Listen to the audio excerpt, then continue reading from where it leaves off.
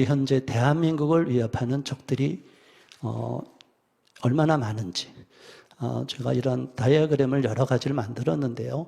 그 중에 하나가 포괄적 차별금지법을 막는 데 있어서 어떤 시각을 가져야 되느냐. 이게 좀 이따가 전체적인 흐름을 보고 우리가 세력화의 한 과정에서 유엔이 왜 이렇게 했는지를 그걸 보면 더 되는데, 아무튼 제가 현장에서 싸우면서 또 수많은 그들과 논쟁을 하고 성명서를 쓰면서 파악한 내용은, 특히 국가인권위원회와 제가 인권위원장 최영애 위원장이 취임하고 나서 4년 동안 그 앞에서 싸워갔고, 나중에는 최영애 위원장이 지금 송도한 위원장으로 바뀐 게 작년 9월 8일인데 이임식도 못하고 사라졌어요.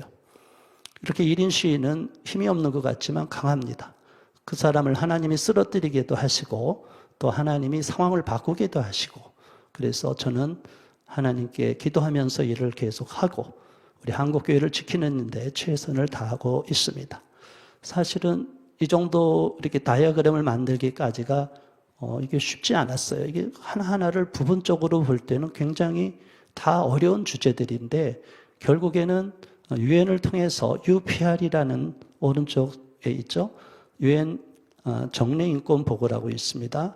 Universal Periodic Review라고 몇 년 주기로 정례인권 보고를 각 나라가 하는데, 이 정례인권 보고의 형식이 참 재밌어요. 이 나라 저 나라를 다 묶어갖고 서로 질문을 하게 해요. 그러니까 인권 선진국이든 후진국이든 질문을 하고 그 질문에 답변을 하도록 만들었어요. 두세 개 나라에. 참 이런 형식을 보면 저 후진국도, 인권 후진국도 인권 선진국에게다 다 질문하면 답변을 해야 되는 형식. 이게 무슨 민주적인 형식이라고 보지만 이거는 엄밀하게 인권의 기준으로 볼 때는 뭔가 잘못됐는데, 그거를 자기들은 정례인권 보고라고 해서 계속 받고, 지금까지는 좌파 시민단체들, 동성애 진영들만, LGBT 진영들만 쭉 하다가 몇 년 전에 UPR 회의 마지막 회의에 저희 현장이 우리 5개 시민단체 중에 하나로서 제가 참여를 해봤습니다. 우리도 강력하게 항의를 했죠. 왜 이것을 공정하게 다루지 않느냐. 그런데 가서 봐도 그냥 질문만 하는 것이지 거기에 문제점을 지적하는 그런 자리가 아니에요. 그래서 너무나 기울어져 있는 운동장, 너무나 형편없이 편향된 인권이 우리나라를 지배하고 심지어 언론사들도 여기에 다 종속되어 있다.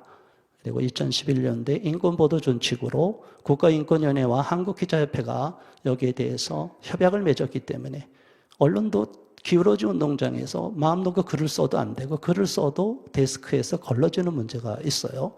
그래서 제가 싸울 때 가장 국가인권위원회가 우리들에게 항상 이렇게 핑계를 대는 게 뭐냐면, 유엔의 인권이사의 문제다, 유엔의 자유권 규약의 문제다, 또 유엔 인종차별철폐위원회에서 이렇게 권고한다, 유엔의 여성차별철폐위원회에서 권고한다, 뭐 이런 이야기를 갖고 마치 유엔이 과거에 조선 총독부처럼 유엔의 종속기관인 것처럼 대한민국에 와서, 대한민국의 헌법기관은 아니지만 독립기관이지만 대한민국 국민의 세금으로 운영되는 국가인권위원회가 유엔의 앞잡이 노릇을 하고 있다. 여기에 대해서 저는 좌시할 수가 없고, 1948년도의 세계인권선언과 정면 위배되는 보편인권이 아닌 일부 특정 세력을 우대하는 소수자 우대 정책, 어퍼머티브 액션, 소수 집단 우대 정책으로 인하여 특정한 소수에게만 무한대의 특권을 주는, 그것이 바로 차별금지법으로 가는, 평등법으로 가는 길이죠. 이제 이것을 일방적으로 인권의 이름으로 우리에게 압박을 해서 NAP, 국가인권기본정책이 우리가 반대했는데도 문재인 정부 때 이것을 통과시켰어요. 그러니까 이런 문제를 우리는 가만히 있을 수가 없어서 제가 계속 1인 시위하고 항의도 하고, 저는 국가인권위원회 직원들과 들어가서 몇 번 또 언쟁도 했어요. 뭐 강력하게 반대하고 항의하고 면담 요청하니까 저한테 기회를 줘서 가서 이야기했지만, 그들은 기본 시각을 국가인권위법 2조 3항에 있기 때문에 어쩔 수가 없다. 국가인권위법이 그러니까 우리는 그대로 합니다. 국가인권위법 2조 3항에 평등권을 침해하는 차별금지 행위가 수도 없는데, 자, 그런 부분들을 일방적으로 그들은 맹신하고 있다는 거. 뭐 군용법 92조 6호 아직 안 뚫렸지만 이것도 뚫릴 위험성이 있어요. 에이즈 예방법, 병역법 88조 1항, 병역법 5조 1항은 한정위원 판결을 받아서 대체복 문제가 없어서 지금 여와의 증인 문제가 이렇게 가버렸고요. 낙태죄 폐지 문제 벌써 이것도 위헌 판결을 받았죠. 헌법 36조 1항이 헌법 개정을 통해서 저들이 양성평등을 성평등으로 바꾸려고 했는데 우리가 반대해서 지금 막고 있지만 이것까지도 바꾸려고 하는 저들의 세력은 계속 호시탐탐 노리고 있습니다. 여성가족부가 거기에는 여성, 위민이란 말이 없죠. Ministry of Gender Equality and Family이기 때문에 젠더 평등 가족부죠. 여기에 대해서 양성평등기본법도 말로는 양성평등인데 내용은 다 성평등을 주장하고 있어요. 이것은 1995년도에 제4차 베이징 세계여성대회 때 확정된 GM 정책을 펴는 데 앞잡이 노릇을 하고 있는 것이죠. 그래서 난민 차별금지법의 내용에 보면 우리가 크게 보면 젠더 문제 그리고 성적 지향의 문제가 있지만 또 하나의 축이 다문화주의가 있어요. 자, 이런 부분이 유럽에서는 심각하게 대두되고 있는 상황인데 아무튼 우리나라도 여기 위험해서 난민법이나 유엔이주 협정이나 국적법 이걸 막 개정해서 외국인들에게 무한대 특혜를 주려고 하는 거 이것도 잘못되기 때문에 막고 있습니다. 인권조례는 말할 것도 없이 저들은 위에 상위법을 못 바꾸니까 조례를 다 바꾸려고 그래서 지방자치조례, 학생인권조례 수없는 조례로 우리 학생들이나 국민들을 올가매려고 하고 편향된 인권으로 몰아가고 있습니다. 자, 이런 흐름 속에서 지금까지 7차례 2007년도 이후로 차별금지법이 발의가 됐지만 많은 국민들이 반대해서 철회가 되고 이제 흐지부지 됐다가 2020년에 장애은이 차별금지법 10명 앞에서 발의를 했어요. 그 다음에 작년에는 3건을 동시에 이상민 의원, 박주민 의원, 권인숙 의원이 대표 발의를 해서 이 평등법과 차별금지법 같은 이름으로 같은 내용을 있는 것을 이름만 바꿔서 4건을 현재 21대 국회에 발의되어 있는 상태예요.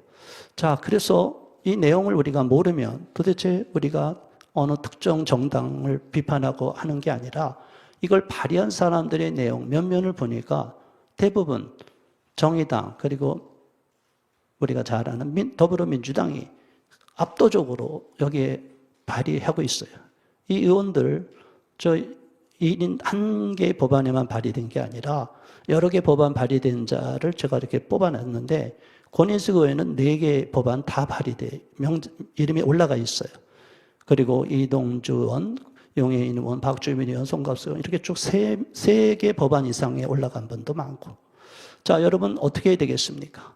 우리는 민주사회이기 때문에 그들을 개인적으로 어떻게 할 수가 없어요. 그러니까 민주사회는 대의민주주의에서는 투표를 통해서 우리 국민의 의사를 반영할 수 있기 때문에 이분들에 대해서 정말 차별금지법이 통과되면 안 된다고 우리가 목소리를 높이는데도 저분들이 끝까지 자기 입장을 고수할 경우는 우리는 강력하게 반대하고 저분들이 다음 선거에서 당선되지 못하도록 막을 수밖에 없습니다. 이것이 우리 교회를 지키고 한국 교회를 지키는 첩경이고 지름길이고 이거 외에는 방법이 없기 때문에 저들이 잘못된 방향으로 악법에 동조하고 정말 국민들을 탄압하는 전체주의 독재법을 만들지 못하도록 압력을 넣어야 될 줄로 믿습니다.